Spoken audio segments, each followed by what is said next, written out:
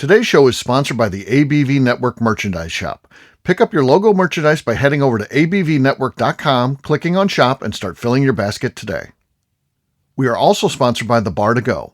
The Bar to Go offers a fully customizable carrying case that allows you to take your favorite distilled spirits or cocktail ingredients with you. Whether you're looking for something for yourself, a customized gift, or logoed items for your business gift shop, the Bar to Go can help.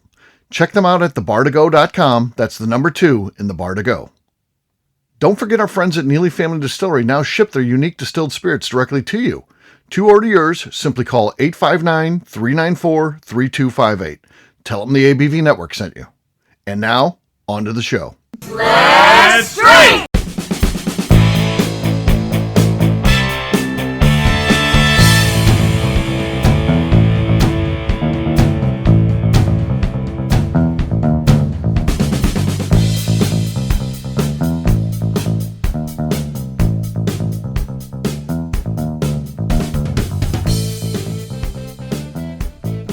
Welcome to the Bourbon Daily, the podcast about everything bourbon, coming to you every day of the week.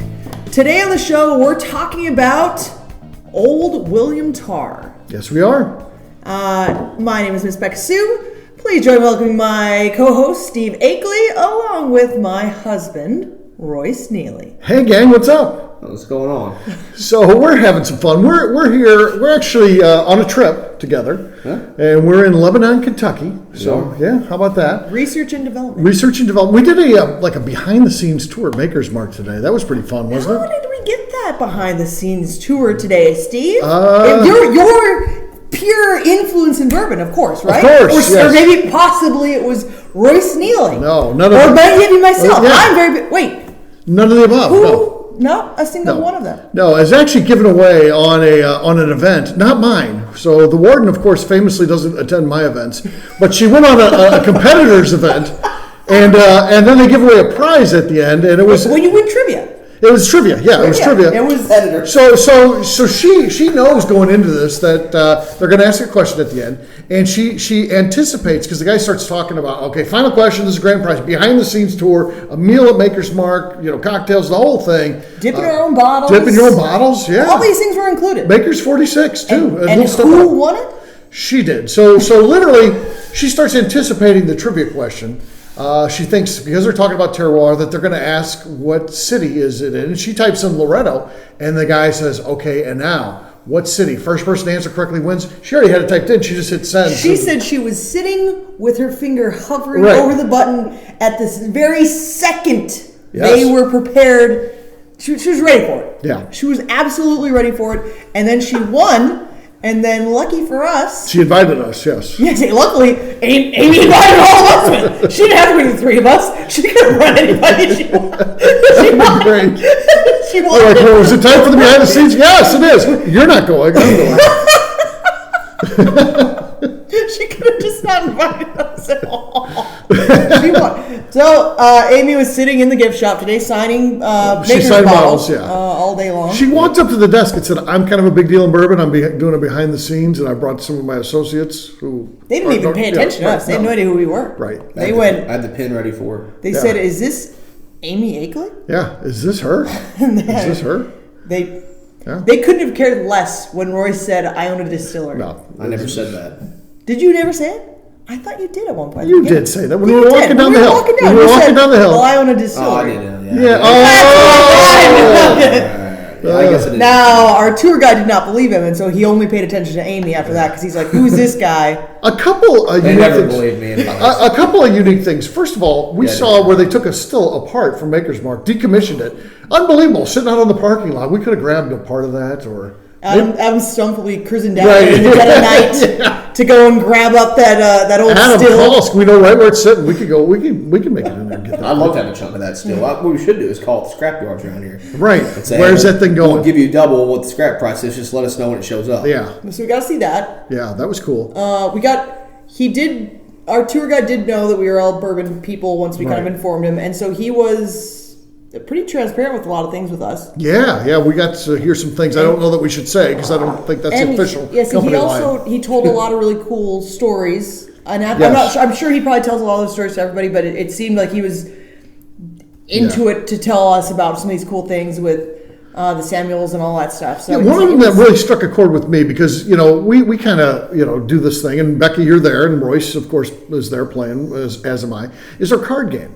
And I love the fact that this old crew that used to hang out, Bill Samuels Sr., Colonel Sanders, which is amazing. Amazing. Jim Beam, Pappy Van Winkle. They are all there and do that. Oh, there you go. So they're all there playing cards. Could you imagine that card game? No. But here's the thing. It's exactly like it is right now for you guys, for all of us that go to Bourbon's Bistro and play cards. We don't know what legacy it is that's leaving behind. Yes. That someone else is going to talk about later. Tell stories out down the road. They'll be like, because they'll be giving a Neely family tour. You'll be long gone. Of course, I'm long gone. I'll be the first to go. But they'll be talking about this story. They're like, you're not going to be in the Hall of Fame. They're like, you're not going to believe the card game that they used to play. Hunter Coffey was there. All the guys that Jason Bronner, Jay Peterson, Andrew Weedbrink, all these people, Colin Blake, all these guys. Yeah. It's amazing to think. Rebecca Neely was there. Rebecca Neely was there. Yeah. Can you imagine? Oh, yeah. John Waddell. Yeah. Everybody. All these people. Department of Interior Secretary or whatever it was that was there one time. Turner Wathen was there. The IRS. The IRS was there. They came. When the feds broke up the card game. They came. So, I don't know. That was cool. That was really cool. It was cool hearing that kind of the same thing that's going on right now when we go and play cards was also sort of happening back in the day, but they didn't probably realize that their story, that story be told to some random podcast motherfuckers that are at the distillery. Because if they did know, just to even take a photo of it and then to release that photo now, they could sell that photo to bourbon fans. I mean, imagine that table with all those folks sitting around. Colonel Sanders. Yeah, Colonel Sanders. Colonel Sanders. Does you think he's wearing the white suit and that string tie and all that? So. I don't think so. In my mind, he is. Probably got an armed guard behind him. Yeah. He doesn't need an armed guard. He is the armed guard. Yeah. I mean, here's the thing about it, though. He owned KFC. Right. I mean, Van Winkle owns Stitzel Weller. Right. Samuels owns Maker's Mark. I mean, these are not small places at the time. Jim Beam, I mean. You own Neely Family Distillery. Jim Beam was there. Jim Beam was there. The Jim Beam, the guy whose name was on the company. Yeah, he was there. He owned Jim Beam at that time. My entire distillery could fit in one rickhouse in Maker's Mark. Not at that time. It would maybe only take up about a little bit. I don't know. I think it still could at that time, too. I don't know. Definitely could have been Stitzel. Well, I mean, production-wise, I would have loved to seen Maker's Mark back then. What were they laying down? I wonder back then. They still had, because they said they always used the exact same size still and all that. 136-inch column at the time. Yeah, so 136-inch column. column. Like 18 barrels a day. And they probably weren't doing around the clock like they are now. So they're probably doing it one shift a day. So I don't know. It's wild to think about, though. Place is beautiful. It is. It's a cool place. It is so clean. You know how much time they put in? I mean, I know what it's like to try to clean the small distillery I'm in. Right. The whole production facility is clean. Everything's clean there. Yeah. Well, at this point, and they're milling and everything. Yeah. I think it's time to drink. It's time to drink. Pour samples, actually. What we're going to do is we're going to pour samples. We are going to toast. But we'll try it after the break because that's what the show is. So we're going to be trying William Tarr. This is a 7-year-old age-stated product. Of course, it's sourced. We're talking about a new player here, William Tarr, out of Lexington, Kentucky. We're friends with Barry Brinegar, the owner, and he's given us this sample. And it's 114 proof, so I got to respect that. So let's give that thing a pour. We've got a crack. Here we go. Fresh crack. Okay, there you go. That's the crack. Sounds like my back in the morning. Okay. There you go. A crack is back in the morning. That is correct. There you go. Okay. Oh. All right, and there you go over there. Give me some of that. Cheers. Cheers, gang. Oh, wait. Wait. Okay. We've got a fourth. We got a fourth who's not on the show. Cheers, guys. Cheers. Just a little taste there. All right. What we'll do next, we'll take a quick break. And then when we come back, we're going to talk about nosing this thing, tasting it, and see where we're at. We'll do that in just a few.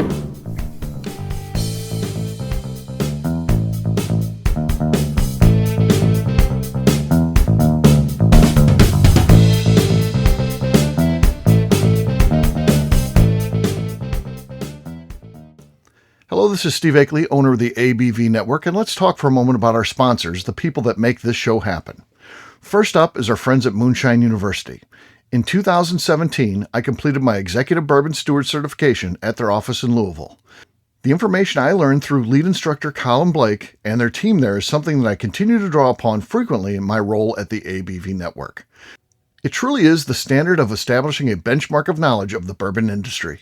From history to production to brands and people, it's all there. Check out their full listing of programs, including Executive Bourbon Steward certification, production classes if you're considering starting a distillery, and much more at moonshineuniversity.com. I also want to talk about Neely Family Distillery. Back in May of 2018, I met Royce Neeley at Limestone Branch's Craft Bourbon Festival. It ended up not only being the start of a great friendship, I started to truly learn about what makes craft whiskey so amazing. You see, I had been a bourbon drinker for over 30 years at that point, and like many people who had been drinking bourbon a long time, I was hard-coded into thinking big bourbon was where it was at and craft was on a journey to get there. Spending time with Royce and learning the things he does to make his whiskey taste better started to really get me to appreciate how things like sweet mashing, open top fermentation, pot distillation, and the grains you are using not only makes your product taste better coming off the still, but also out of the barrel as well. I still love heritage brands and they make up a bulk of my collection.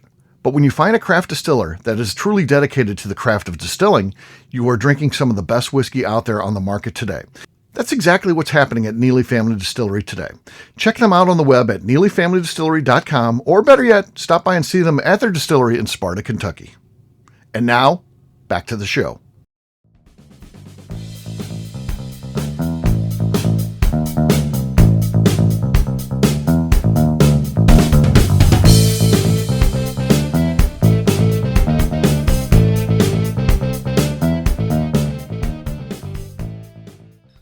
Hi, this is Rick Brenner, and you are listening to the Bourbon Daily. Shouldn't it be the legend? Maybe. Welcome back to the Bourbon Daily. Today we're talking about William Tarr. Yes, we are. So I think it's kind of a cool thing Barry's got going. He's a great guy. Barry likes you guys. I mean, he's a big fan of you Barry is two. the nicest guy. He is the nicest guy. And they are all over the place. Yes. Also, I give him credit for hustling. He's out there making this thing happen. He's running around I don't know how many liquor stores I see him on and events and festivals and all those things that he's going around to making sure that he's at. Yes. So cool stuff. So let's talk about this one on the nose. Any standouts on the nose? I mean, get a little. I mean, to me, it's definitely got oak, and there is a floral piece to it too. So get some caramel. Caramel, yeah. Mm-hmm. The rye whiskey definitely stands out. Mm-hmm.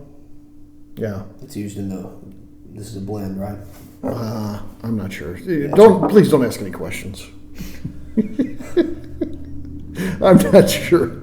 I don't know about any of that. Yeah, and it's very small font. I'm 53 years old. It's a blend. I'm 53 years old. It's low light in here too. This is the whiskey. It's a blend of bourbon and rye. Okay. They're all around. The bourbon's 7 and 8 years old, and the rye's 8 years old. Okay, there you go.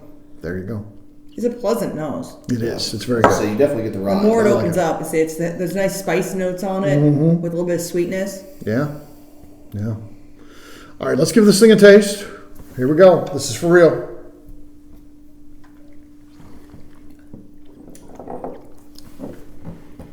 Yeah, that's really nice. I mean, the mouthfeel is very pleasant. Mouthfeel is very pleasant. Definitely drinks lower than 114. Drinks lower than 114. There's a really nice, sweet, bubblegummy. Citrusy, like bubblegummy, citrusy, like where it hits the back of your tongue, where it like kind of wraps it.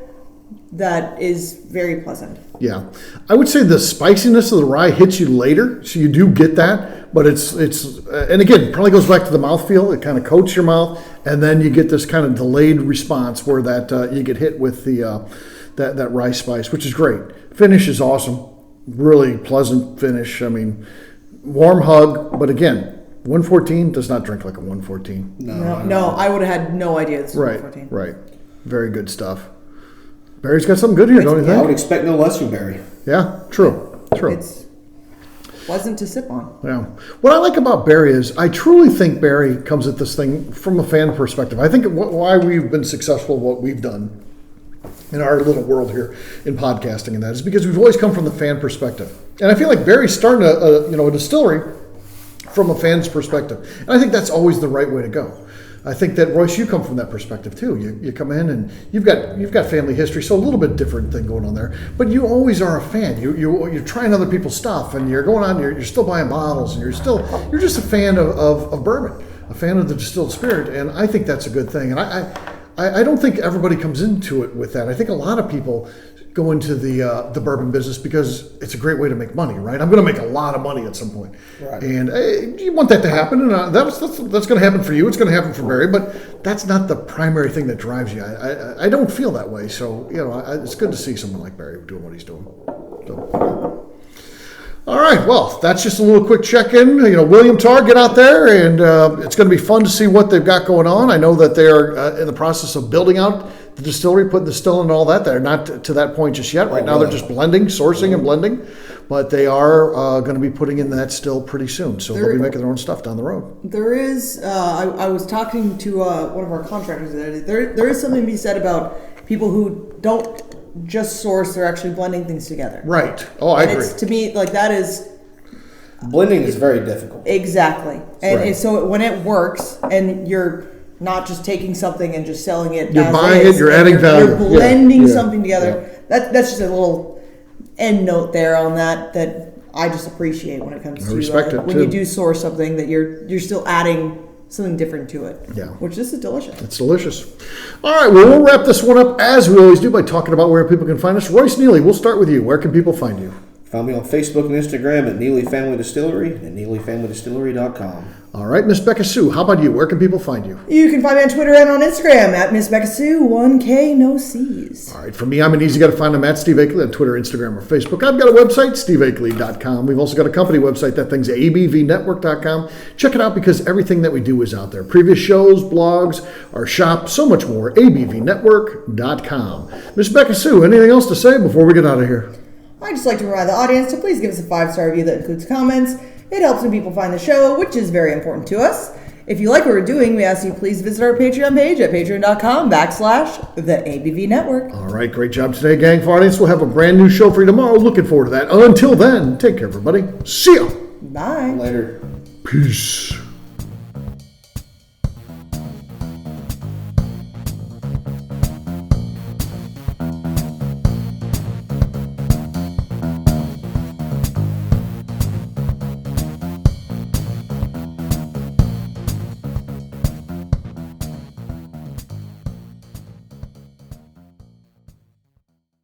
Before we finish the show, let's chat for a moment about Moonshine Still Pro.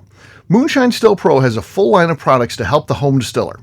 Whether you just want to experiment on a small scale on the stove in your kitchen or try your hand at a bigger setup in the backyard, Moonshine Still Pro can help. They have different still offerings as well as accessories and even grains from Goldstone Mill to help you make whiskey on par with what you get from your favorite distillery. They can even assist with a DIY still project by supplying some of the parts you can't make yourself. Check them out at moonshinestillpro.com. At the ABV Network, we're lucky enough to have some great friends. Amongst those friends is the Goldstein family, owners of Goldstone Mill. Goldstone Mill is a full-service mill offering a variety of heritage and heirloom grains. Their unique approach of working with mills around the country allows them to offer you affordable shipping opportunities to meet the unique needs of your distillery or brewery. They will consult with you to ensure the grains you are selecting meets the unique flavor profiles you are looking for. If you are a home brewer or distiller and you're looking for the grains that your local distillery or brewery uses, Goldstone Mill is the place to look. Check them out on the web at goldstonemill.com, call them at 217-254-6613, or shoot them an email at hello@goldstonemill.com. The Bourbon Daily is part of the ABV Network. For more information or to become a sponsor, please visit abvnetwork.com. Thanks for listening and cheers. This has been a Steve Akeley production.